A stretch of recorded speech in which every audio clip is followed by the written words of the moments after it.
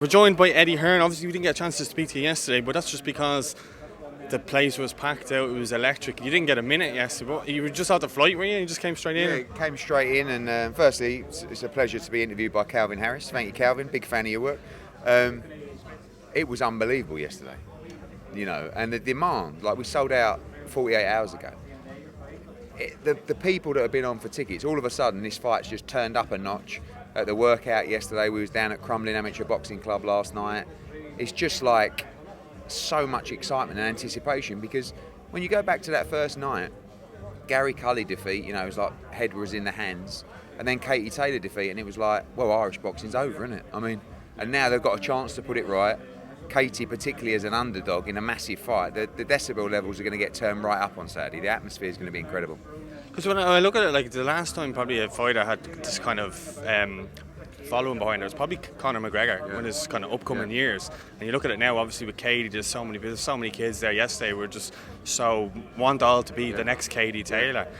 For you, like, have you seen that around? Or? Listen, I don't see this kind of level of support outside of Canelo, AJ. Fury's not with us, but the same. There's really a handful of people that can get turnouts like that yesterday, all ages. And when I went down Crumlin Boxing Club last night, I couldn't believe how many girls were in there. And I said to them all, who's your favourite fighter? Obviously, but sometimes you expect maybe Clarissa Shields, or it was like Kate Taylor. Like, she's been unbelievable. But that really doesn't, it matters for the legacy, but it doesn't mean anything on Saturday night. For all her amazing work, for the role model that she is, the ambassador that she is, Saturday night's all that matters to her. And if she loses, she's in a tough spot. And if she wins, it goes down as one of the greatest victories of all time for an Irish fighter, and particularly in her career. So everything rests on Saturday night. I know she'll be better, but Chantelle Cameron will be as well. Full of confidence, looks super strong. Think she's going to walk through, Katie? Yeah, well, obviously yesterday was, just such a brilliant atmosphere around the place. Carrying into this week now, you have Thomas Carty there as well. You mentioned Gary Cully, who'll be looking for redemption as well. So there's plenty there to whet the appetite for fans. Yeah, I love the Gary Cully fight. Reese Molden, Josh Warrington and the team, they're so confident about this fight. It's a massive chance for them. Look out for Paddy Donovan against Danny Ball. It's a brilliant fight. Really, really good fight.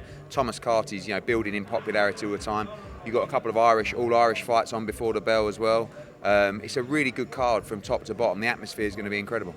Just from your own point of view, looking at this now, Katie Taylor, a lot of people, I think, and regardless of this, a lot of people are talking about Croke Park. You're probably pulling your hair out, getting asked about it all the time. But is that something that you vision for her before she retires? That's something that she wants to get anyway? I think if she loses on Saturday, it's very difficult to talk about Croke Park. If she wins, then you can start planning Croke Park for spring, summer. There's still a lot of work to do, but I really enjoyed the free arena. Do you know what I mean? We sold it out very quickly last time.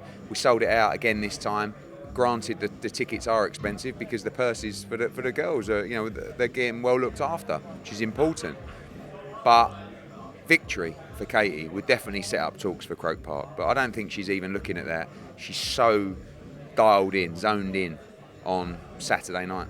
Yeah, and I think if she does win that, there's already great discussions of whether she's Ireland's greatest ever athlete. I think if she wins that, I think that puts her right in the mix. But I think most of us are. But at the end of the day, what she's done and the doors that she's burst through, and the paths that she's paved, and the way I said the other day, right, these athletes nowadays, these superstars, they live in a world where their whole life is under a microscope, right?